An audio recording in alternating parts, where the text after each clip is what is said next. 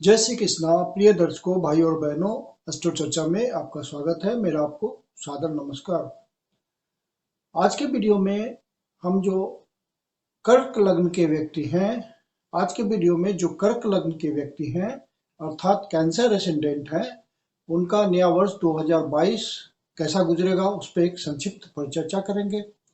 आप कैसे पता करेंगे कि आप कर्क लग्न के व्यक्ति हैं? तो आप अपना बर्थ डिटेल्स किसी अच्छे एस्ट्रो के सॉफ्टवेयर में डालिए। जो लग्न कुंडली बनकर आती है, जिसको एसेंडेंट चार्ट भी कहते हैं, उसमें यदि प्रथम भाव में फर्स्ट हाउस में 4 नंबर लिखा हो तो आप कर्क लग्न के व्यक्ति हुए अर्थात कैंसर एसेंडेंट हुए। 1 जनवरी को जो गोचरीय परिस्थितियां हैं वो आपकी कुंडली पे मैंने लगाया हुआ है। जो शुरुआती रुझान है, तो शुरुआती रुझान के लिए हमें देखना है कि आपके धन भाव का मालिक, क्योंकि धन तो यहीं से प्राप्त होगा, और आय भाव के मालिक की स्थिति क्या है। तो धन भाव के मालिक आपके गए हैं षष्ठ भाव में। तो शुरुआती रुझान ये है कि आपके धनेश सूर्य महाराज जो षष्ठ भाव में गोचर कर रहे हैं, संघर्ष के भाव में गोचर कर रहे हैं, प्रयास के भाव में गोचर कर रहे हैं। मतलब धन कमाना सुगम नहीं होगा आपके लिए, प्रयास करने पड़ेंगे, संघर्ष वाली स्थिति है। और आपका जो आयस है, आय भाव के मालिक हैं, कर्म से जो आपका आय की प्राप्ति होगी उसके मालिक भी छठे भाव में गोचर कर रहे हैं शुक्र महाराज वक्री अवस्था में। तो आपको प्रयासरत होना पड़ेगा, मतलब ज्यादा एफर्ट लगाना पड़ेगा धन कमाने के लिए। धन आसानी से आता हुआ नहीं दिख रहा है। जो आपका जो धन के कारक गुरु महाराज हैं वो भी अष्टम भाव पे गोचर कर रहे हैं वर्ष के प्रारंभ में। तो धन की स्थिति सुखद नहीं है। शुरू में धन के लिए प्रयास आपको करना पड़ेगा। और षष्ठेश अष्टम भाव में दिया हुआ है। षष्ठेश भी आपका गुरु महाराज हैं जो कि अष्टम भाव पे हैं। तो कुल मिला की स्थिति, शुरुआती रुझान ये बता रहा है कि आपको धन के लिए स्ट्रगल करना पड़ेगा। धन की उत्तम स्थिति शुरू में नहीं होगी। 13 अप्रैल के बाद परिस्थितियां बदल जाएंगी, क्योंकि गुरु महाराज अष्टम भाव से निकल करके नवम भाव पे गोचर करेंगे, भाग्य भाव पे गोचर करेंगे, और वहां से आपको देख रहे होंगे, लग्न को देख रहे होंगे, पांचवी दृष्टि से ब्लेसिंग दे रहे होंगे। धन के कारक है गुरु, तो आपको सुगमता से फिर धन की प्राप्ति होगी। यहाँ से फिर इनकी डिजायर होगी तीसरे भाव पे। तो यहाँ तीसरे भाव पे ब्लेसिंग आएगी। तो जो भी आप प्रयास कर रहे होंगे, जो भी इंटरप्रेन्योरशिप कर रहे होंगे, जो भी एफर्ट लगा रहे होंगे, उसमें आपको सफलता मिलेगी।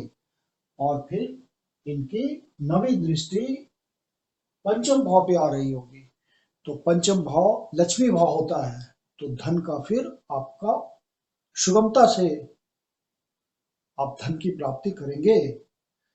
धन का आगमन सुलभ हो जाएगा आपके लिए, और आप अपने बुद्धि विवेक का प्रयोग कर पाएंगे, प्लानिंग सही से कर पाएंगे। जो भी प्लानिंग करेंगे वो सफल होगा, और धन की प्राप्ति होगी और मानसिक संतुष्टि होगी। संतान प्राप्ति के लिए भी बहुत बढ़िया समय हो जाएगा। संतान प्राप्ति आप चाह रहे हैं तो संतान की प्राप्ति होगी, संतान भाग्यवान पैदा होंगे। वर्ष के प्रारंभ में शनि महाराज सप्तम भाव पे गोचर कर रहे हैं, अपनी ही राशि में गोचर कर रहे हैं। तो ये आपको अच्छा फल देंगे सप्तम भाव का। सप्तमेश हैं और सप्तम भाव का रिजल्ट देंगे। और यहां से बैठ करके लग्न को देख रहे हैं तो आपको मजबूती देंगे, कर्म की मजबूती देंगे, क्योंकि कर्म की राशि में बैठे हुए हैं, सप्तम भाव में पद प्रतिष्ठा के भाव में बैठे हुए हैं। तो आपको समाज में मजबूती देंगे, आपकी पर्सनालिटी को इम्प्रूव करेंगे, बुरा रिजल्ट नहीं देंगे। हाँ, थोड़ी बहुत चिंताएं आएगी, शनि का प्रभाव तो होगा ही थोड़ा बहुत। तो मानसिक चिंता, मानसिक तनाव तो आएगा। आप थोड़ा लेजीपन भी महसूस करेंगे, लेकिन आपको एक्टिव रहना है। जो सावधानी बरतनी है तो एक्टिव रहना आपको। बुध आपके द्वादश भाव के स्वामी हैं और तृतीयेश हैं। तो बुध सप्तम भाव पे गोचर कर रहे हैं। तो ये सारी स्थिति पद प्रतिष्ठा की प्राप्ति आपको छोटी यात्रा और बड़ी यात्रा के थ्रू होगी। व्यापार का संबंध छोटी यात्रा और बड़ी यात्रा बाहर से संबंध बनेंगे। छोटी मोटी यात्रा के थ्रू आपके बिजनेस रिलेशंस बनेंगे। आप जो साहस दिखाएंगे, जो भी आप प्रयास करेंगे, वो एफर्ट में फ्रक्टिफिकेशन होगा, फलीभूत होगा और आपका बिजनेस ग्रो करेगा। आप बिजनेस से कमा पाएंगे। जो पार्टनरशिप में काम कर रहे हैं तो कोई नया वेंचर स्टार्ट कर पाएंगे। कोई आप प्लानिंग कर रहे हैं तो उस प्लानिंग में आप सफल होंगे। कोई नया प्रोजेक्ट डाल सकते हैं आप। जो पब्लिक इंटरेक्शन में लगे हुए लोग हैं, पहले से अपना बेस बना रहे हैं, तो उनको अपने बेस बनाने में सफलता मिलेगी। शनि महाराज यहाँ उच्च की तरह व्यवहार करते हैं सप्तम भाव में। काल पुरुष की कुंडली में यहाँ पे शनि को डायरेक्शनल स्ट्रेंथ प्राप्त होता है, तो यहाँ पे बहुत मजबूती से वो विराजमान है और उनमें एक विशेष प्रकार का बल है, तो वो सही रिजल्ट यहाँ पे अपना देंगे। क्योंकि 13 अप्रैल को गुरु जब मीन राशि में प्रवेश करेंगे तो वहां पे वो 29 जुलाई को फिर वक्री हो जाएंगे, तो अतिरिक्त चेष्टा बल मिलेगा और 24 नवंबर को पुनः मार्गी होंगे। तो गुरु महाराज जब वक्री होंगे तो विशेष उनके पास बल होगा चेष्टा बल के रूप में। तो आपके जो पुराने रुके हुए कार्य हैं, वक्री ग्रह पुराने कार्य को, कोई रुका हुआ कार्य जो उनकी समझ से होता है कि इसे पूरा करना है, तो आपके रुके हुए किसी काम को पूरा कराएंगे। शनि महाराज फिर कुंभ राशि में 29 अप्रैल को प्रवेश करेंगे और यहीं पे 5 जून को वक्री होंगे और थोड़े समय के लिए रहेंगे। फिर वक्री अवस्था में 16 डिग्री पर 22 जुलाई को मकर में वापस आएंगे। तो वक्री अवस्था में है तो शनि और भी पावरफुल हो जाएंगे और आप बहुत अतिरिक्त शक्तिशाली होकर के रिजल्ट देंगे और आपके पुराने काम को संपन्न करेंगे। कोई रुका हुआ काम आपका संपन्न हो जाएगा। वक्री ग्रह रुका हुआ काम पूरा कराते हैं। जब गुरु महाराज यहाँ गोचर कर रहे हैं 13 अप्रैल से पहले पहले और शनि महाराज यहाँ गोचर कर रहे हैं 29 अप्रैल से पहले पहले, तो गुरु महाराज की नवी दृष्टि चतुर्थ भाव पे पड़ रही है और शनि महाराज की 10वीं दृष्टि चौथे भाव पे पड़ रही है। मतलब डबल ट्रांजिट का केस चौथे भाव पे आ रहा है, तो चौथे भाव का रिजल्ट फलीभूत होगा।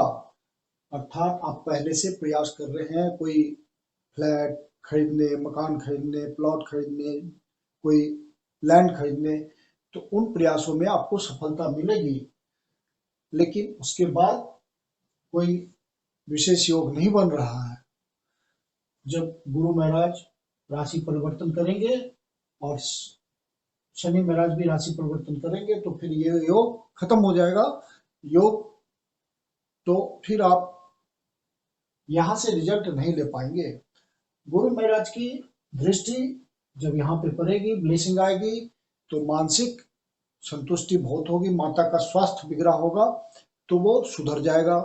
यदि आपका अपने न्यूक्लियर फैमिली में कोई अंडरस्टैंडिंग में कमी चल रही होगी, कोई वाद विवाद बच्चों से चल रहा होगा, पत्नी से वाद विवाद चल रहा होगा, डोमेस्टिक इन्वायरमेंट सुधरा हुआ नहीं होगा, तो वो सुधर जाएगा। गुरु की ब्लेसिंग आ जाएगी और आपको घर में रहना पसंद होगा क्योंकि वहां पे पीसफुल इन्वायरमेंट होगा, एक मानसिक संतुष्टि होगी।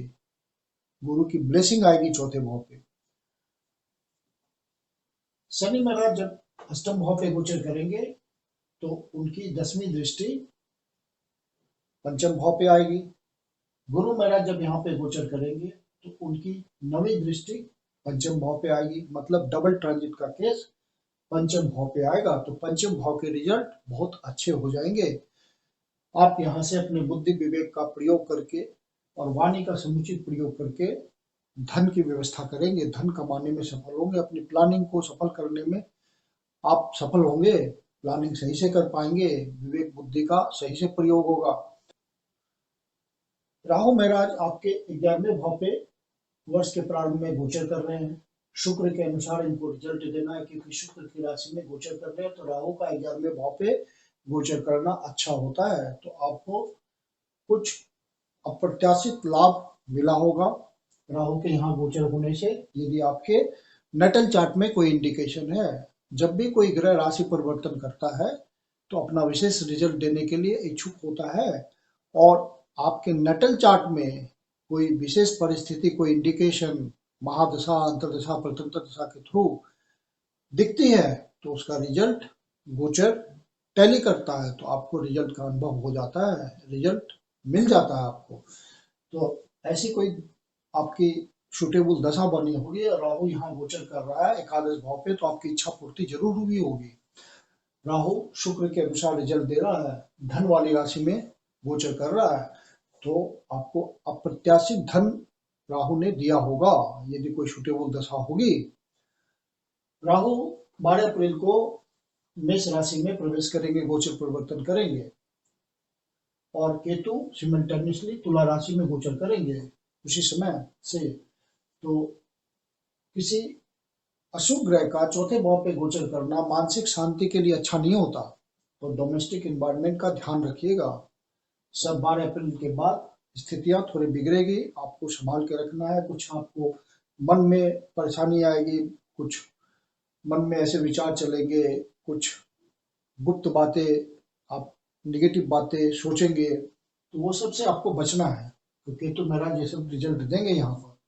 और राहु का दशम भाव पे गोचर करना अच्छा होता है, लेकिन क्योंकि मेष राशि में गोचर कर रहे हैं तो आप में एग्रेशन की भावना ज्यादा होगी, आप उत्तेजित होंगे, अधीर हो जाएंगे, डिसीजन को ठीक से नहीं ले पाएंगे, ये सब दिक्कत आएगी आप में। चौथे भाव पे राहु का गोचर, दसम भाव पे राहु का गोचर पॉलिटिकल आदमियों के लिए बढ़िया होता है, कर्म क्षेत्र में जो लगे हुए हैं वहां भी बढ़िया होगा, लेकिन स्ट्रेस हो सकता है, मेंटल स्ट्रेस, उसका ध्यान रखिएगा।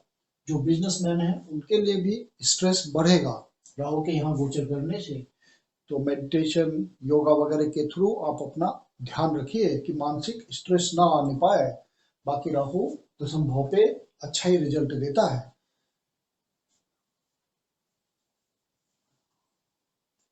मंगल महाराज आपके वर्ष के प्रारंभ में पंचम भाव पे गोचर कर रहे हैं, अपने ही स्वराशि में, अपने ही राशि में गोचर कर रहे हैं, तो पंचम भाव का अच्छा रिजल्ट देंगे, क्योंकि ये आपके लिए योग कारक ग्रह है, ये केंद्र और त्रिकोण के स्वामी हैं।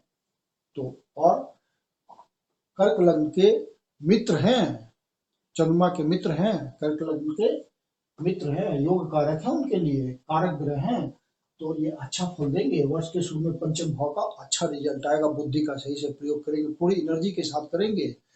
फिर मंगल धनु राशि में प्रवेश करेंगे, तो छठे भाव पे मंगल का गोचर अच्छा होगा, और फिर 25 फरवरी तक, 16 जनवरी से 25 फरवरी तक धनु राशि में प्रवेश करेंगे, तो रोग की समाप्ति होगी, शत्रुओं का विनाश होगा, शत्रु परास्त होंगे आपसे। कोई कंपटीशन में आप लगे हुए होंगे तो अच्छा रिजल्ट आएगा, स्वास्थ्य संबंधी लाभ मिलेगा, कोई कोर्ट केस चल रहा होगा तो वहां आपको सफलता मिलेगी। तो मंगल का छठे भाव पे गोचर तो अच्छा होता है।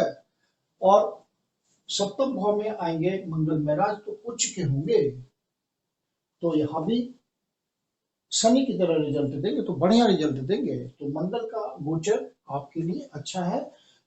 जब अष्टम भाव पे गोचर करेंगे 7 अप्रैल से 16 मई तक कुंभ राशि में, तो यहाँ पे आपको ध्यान रखना है कि मानसिक परेशानी, मानसिक कष्ट, किसी तरह का मानसिक पीड़ा हो सकती है।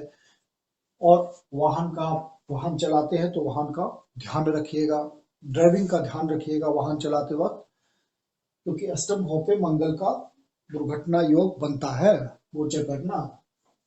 यदि आपके नेटल चार्ट में कोई इंडिकेशन होगा तो ऐसी बात हो सकती है, ध्यान रखेंगे तो एलिमिनेशन हो जाएगा उसका।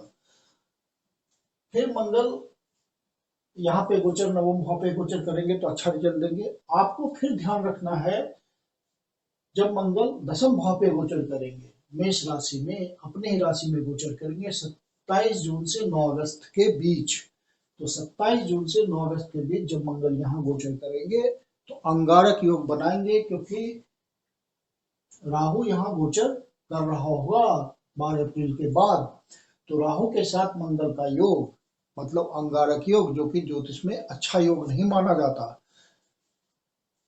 राहु मंगल की राशि में है और मंगल यहाँ गोचर कर रहे हैं, तो राहु मंगल के रिजल्ट को बहुत बढ़ा देगा, एग्रेशन बहुत बढ़ा देगा, और आप आवेश में आएंगे बहुत जल्दी, और कर्म क्षेत्र में कोई गलती कर बैठेंगे तो आपको बहुत ध्यान रखना है यहाँ पे एग्रेशन का, कि वाणी को नियंत्रित रखना, अपने गुस्से को नियंत्रित रखना है कि कर्म क्षेत्र में कोई गलती ना हो जाए आपसे, चाहे बिजनेसमैन हो या सर्विसमैन हो, प्राइवेट सेक्टर में हो, सरकारी सेवा में हो, तो वहां बात बिगड़ सकती है। आपके अनकंट्रोल्ड बिहेवियर के थ्रू आप कोई गलती कर सकते हैं जिसका नुकसान आपको भुगतना पड़ सकता है। अंगारक युग में इस बात का विशेष ध्यान रखा जाता है। और मंगल यहाँ गोचर करते हुए डायरेक्शनल स्ट्रेंथ भी लेंगे। हालांकि मंगल यहाँ अच्छा रिजल्ट देंगे क्योंकि अपनी ही राशि में है, लेकिन फिर भी अंगारक योग का प्रभाव तो होगा ही नेगेटिव, तो आपको ध्यान रखना है। आपके लिए 2022 में कुछ विशेष सावधानियां रखते हुए 13 अप्रैल के बाद आपका समय बढ़िया चलेगा। कुछ स्पेसिफाइड टाइम का ध्यान रखना है और वहां पे आपको समुचित वाणी का प्रयोग करना है, एग्रेशन को कंट्रोल रखना है, तो बढ़िया रिजल्ट आएगा। 13 अप्रैल से पहले पहले कुछ परेशानी तो अवश्य आएगी। यदि आपका नेटल चार्ट में ग्रहों की स्थिति बहुत अच्छी होगी तब तो परेशानी नहीं, अनुभव ही नहीं होगा आपको, और परेशानी होगी, किसी तरह का इंडिकेशन होगा तो आपको वो समय काटना पड़ेगा। 13 अप्रैल के बाद फिर परिस्थिति आपके बहुत ही फेवर में होगी, धन का आगमन होगा सुगमता से, और आपकी इच्छा पूर्ति भी सुगमता से होगी, भाग्य की वृद्धि हो जाएगी। नया साल आपके लिए बहुत सारी खुशियां लेकर आए, मेरी ऐसी शुभकामना है। मैं कुंदन शर्मा आप लोग का हार्दिक स्वागत करता हूं। यदि आपको वीडियो अच्छा लगा तो लाइक कीजिए, सब्सक्राइब कीजिए, शेयर कीजिए। यदि आपके जीवन की कोई समस्या जिसका समाधान आप हमसे चाहते हैं तो पर्सनल कंसल्टेशन ले सकते हैं। मेरी अपनी कंसल्टेशन शुल्क होती है। नीचे डिस्क्रिप्शन बॉक्स में मेरा व्हाट्सएप नंबर दिया हुआ है, स्क्रीन पे भी व्हाट्सएप नंबर दिया हुआ है, आप मुझे कंसल्ट कर सकते हैं। धन्यवाद।